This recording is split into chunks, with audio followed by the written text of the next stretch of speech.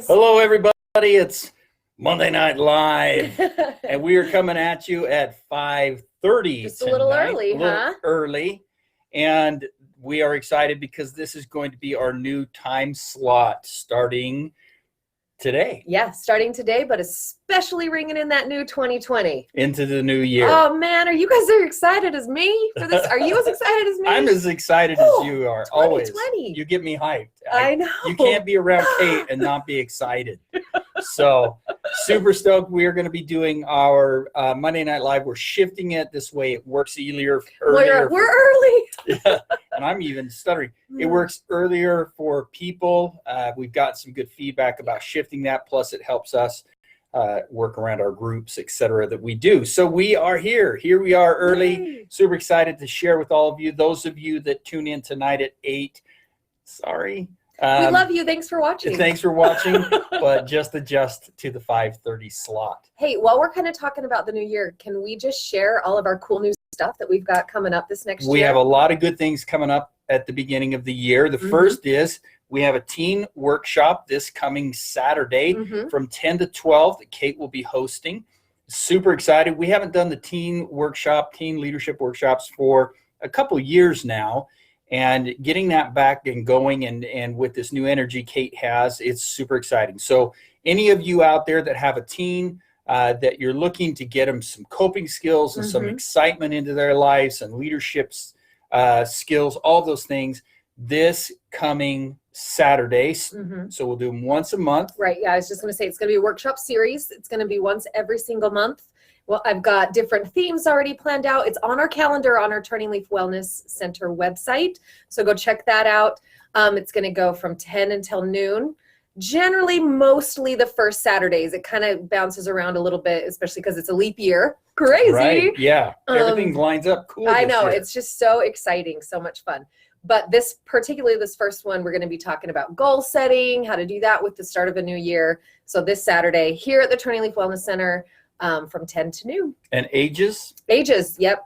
I think we decided 11, right? 11 to 18. 11 to 18. So bring it. Bring it. Second thing is we have our goals and intention workshop. This is a big one for those of you that do a lot of goal setting and a lot of intention setting for the new year. This will be the 10th and 11th of January. This is a big one. We have a lot of people very interested in coming, so please make sure you reach out to the office at 435-652-1202 and sign up with Sydney. Right. That will be one of those first come, first serve. We do have a cap just because of the size of the room, but we're really working on helping people build their intentions in a productive way and not a reactionary way. Right. Working to build intentions in a very powerful way and moving themselves forward and creating some really new mind shifts that help create manifesting in our lives in a healthy way, not in a strange way. I keep trying to butt in. We did it last year and it was awesome. It was amazing. And we got so much feedback saying, please do that workshop again. So it's a Friday night and then it's back doing some homework Friday night on your own. And then you're back at it a good chunk of the day Saturday. Yes. Also meditate. I mean, we have a lot here. I know. We don't want to tie too much up, but we have a meditation group Kate will be starting. Yay. This one's going to be very exciting. It's every Tuesday from 7 to 8. It will be a meditation group for those of you that want to start focusing on meditating, learning how to meditate, the different modalities and techniques of meditation. A very helpful group, and it will be held every Tuesday here at Turning Leaf. All of this will be here at Turning Leaf from 7 to 8. Yep, I'm so excited for this one because it's just going to be a really cool way to really start actually practicing this super cool stuff. And I'm hoping to have some guest meditate directors every now and then from all the awesome people we have in our community. We have so many cool people that are really good at this stuff. Yeah. So it won't only just be me every week. We'll be having guest people leading the meditations, and I've already got some really cool ideas. So just come hang out with us. So starting next Tuesday, not this Tuesday. Right. And then lastly, our Monday night support groups, for those of you that are out there listening, we are making a shift to those. That announcement we will make next Monday. We are in the process of really following our discernment to determine what is best for that. It's been our family support group. We are not going to abandon that, but there may be some shifts coming that way. Moira asked AM or PM. Moira, can you specify, are you wondering about if the live's at 5:30 AM? Because that would be a hard no from Mr. Nixon Yes. and myself. Yes. So a lot of these things are going to be in the evening. evenings. Yeah. So that all said, now we've got all the housekeeping out of the way. We want to get to tonight's topic. Tonight's topic is one that is very, very cool for me. It was suggested by an individual that wrote me a note and said, hey, we really want to, I have some question for you. Can you talk about this topic? And we just love when you guys ask us about a topic. That's so awesome. So here we are. So the topic is 7 p.m. Moira. 7 p.m. Moira. Thank you. Sorry. The question was simply this: when in regards to parenting children, especially adult children that may be unmarried, right? Is it how to talk to them about choices that they're making in their lives that may not be healthy, and think maybe that the parents aren't aware that this is going on.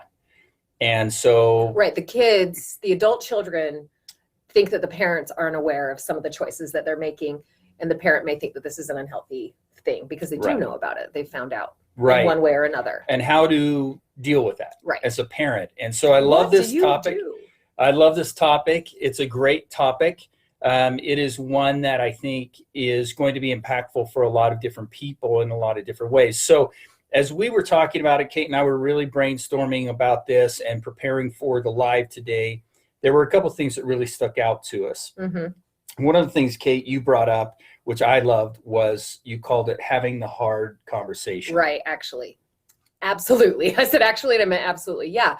And we've had other lives about this, but I love that this is a topic that we keep revisiting because having difficult conversations in our life is a hard thing. It's a really, really hard thing. Actually, I had a girlfriend just a couple weeks ago was going to have a difficult conversation with a fella that they were no longer going to be together anymore, right? And she's like, oh my gosh, this is crazy.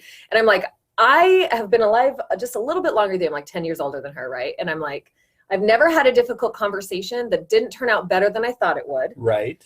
Because most of the doomsday stuff happens just up here, right? Like we awfulize, we talk about that too. So it's just a matter of like, going in, we're going to talk about this, but like going in there with a lot of love and being able to communicate, and then you're going to get all your answers. Yes. Instead of like sitting around not. So having those difficult conversations is a really huge piece of moving forward and creating the life that we want. And as we talk about that, one of the things that we're always talking about here in our workshops and seminars is really talking about how to have those hard conversations. And one of the things that I love quoting the book Crucial, I always struggle saying it, Crucial Conversations. One of the things that is always recommended in their literature, and I highly recommend it as well, is leading with your intention and making sure that you are clear with what your intention is. Why am I having this conversation with this child? Why am I communicating with my children about this? And what is the purpose of it? If the purpose is because I love them and I want to lead them and I want to help them, then go in and have the conversation with them. But also, I want to make sure that my intention is that they don't feel judged. Right. I want my intention, the intention to feel as though that they are heard, and that I'm not saying I'm right or that I'm not saying that I'm wrong. Right. That they're not right or wrong, that I just want to talk to them and get some clarity. And so if we lead with a really powerful, healthy intention, first within ourselves, then when we sit down with the individual and we say, hey, may I talk to you about this, or can we open a conversation about this? This is something that I really feel is important. Then it really does create a healthier style of communication. Absolutely. And by doing that, then you're just setting the tone for the conversation. Right. Then emotions don't need to get escalated, right? Like it can stay really nice and in that safe space emotionally.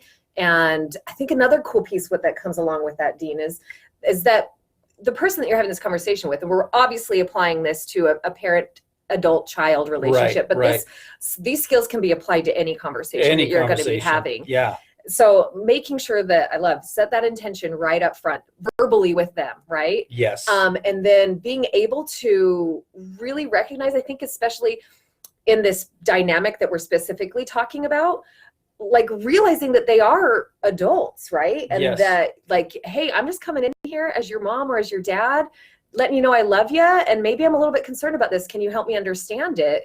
But still, it's their life, right? Yes. So like, I'm not telling you how to live your life. It's like, hey, let's just talk about this. Yes. And I think that's the piece that we have to recognize. And going into that, the other thing that we can add with that, which draws out the point you're making, is we need to be asking information seeking questions. We need to be asking questions that aren't loaded, right? That aren't questions about I'm right, or I'm trying to draw something out of you so I can call you out on it. You know, and parents, let's be honest. I mean, we played that game. Oh, yeah. I played that game. You know, it's like, let me lead you into this. Aha, I got you. You get home, you check to see if the dishwasher's unloaded. It's not. They get home, you say, hey, did you happen to unload the dishwasher? Yeah, liar. Like, Liar. I got you. So, you know, we need to make sure that we're going in with some questioning to help understand.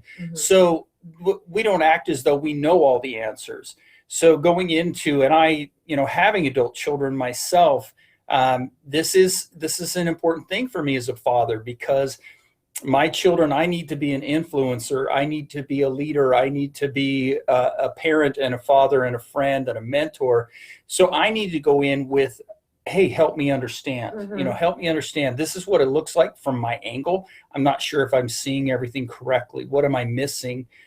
And then when I go into that, I also can ask permission to give counsel. Like, would you be okay if I shared with you my feelings on this topic? Oh, I love that. And that's going to be an important thing as a parent, is especially with adult children, you need to be asking permission before you give counsel.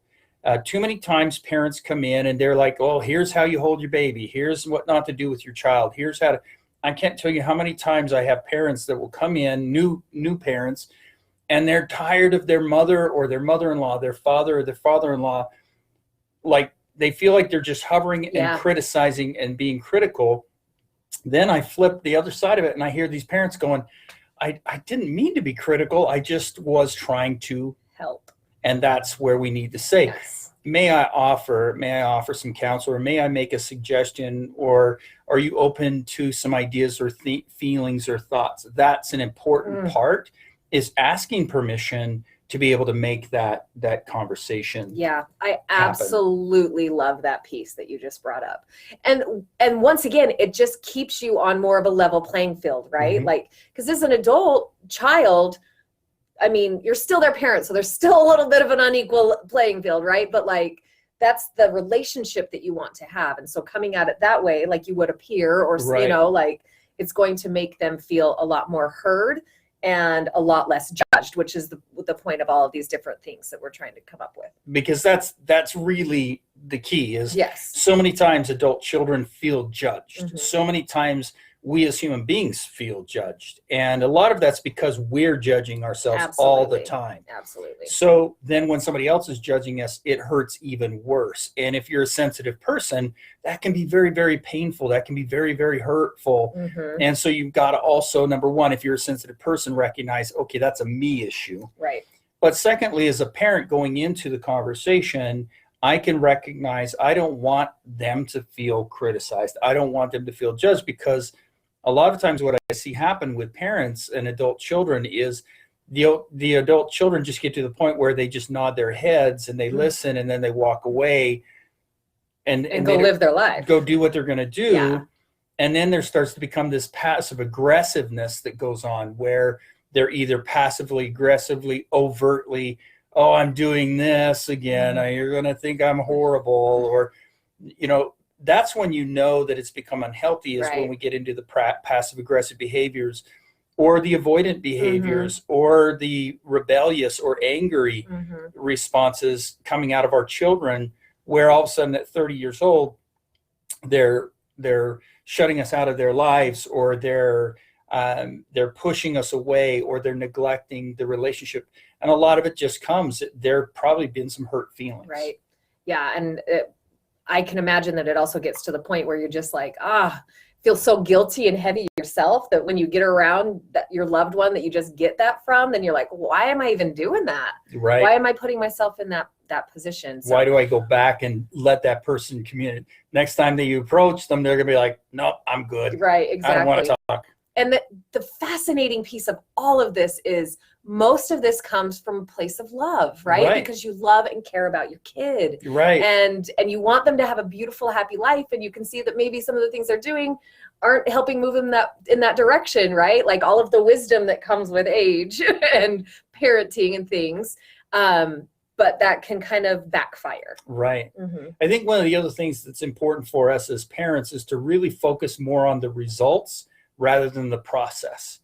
And I think as parents, especially for myself as a parent, and being parented myself, a lot of times we really don't big picture everything. So as I look at my child and I may see my child struggling, especially when you get a child heading into adulthood, that's a tough time for all of us. We all went through it and all are still going through it for most part. But there's this process that we think, well, okay, well, if you do this, this, and this, and this, you're going to avoid this, this, and this. Right. Well, that's what worked for us. But that was our process. Sometimes our children have to go through their process. Sometimes they have to go through their mess in order to create their message. You know, I've loved that quote. I wish beautiful. I knew who said it. But, you know, focus on there's a message in the mess. And sometimes they have to create this mess. Sometimes they have to go through the heartache and the heartburn and the things falling apart in order to really get to a point where they get their own message out of that. And so as a parent, we really want to be focusing more on the results. Like, what is the result of where they're going? What is the result of what they're creating? But also stepping back and going, okay, I may not be able to see this, and I may need to let them walk their path for a period of time. But if we see them engaging in harmful behaviors, you know, if they're getting into, you know, some heavy duty drug use, if they're getting into abusive relationships or being abusive, you know, then we definitely need to be doing our best to create the opportunity to have that conversation. We can have the conversation without it getting to those extremes as well. Absolutely. But we need to allow them to have their journey and their process is my point. Yeah. And because that's, if you think about your own life and like how you've become the person that you are, you went through your stuff, right? Like humans are extremely resilient people. We're just crazy, cool things. And in order for us to be able to become more, we got to kind of walk through the crap. Like it just is what it is. Absolutely. I love we have a comment down here. Oh, Joyce. She says, oh, yes, hard conversations. The sandwich method works well for me. Yes, yes, yes. I love, do you know what the sandwich method is? Go. Tell us. Tell us. I do, but I want you to I know you do. I'm like, of course you know what it is, Dean Nixon. So you sandwich your hard stuff in between some really good stuff. Like, hey, crushing it on, you know, going to college, high five about that semester, seemed really, really hard.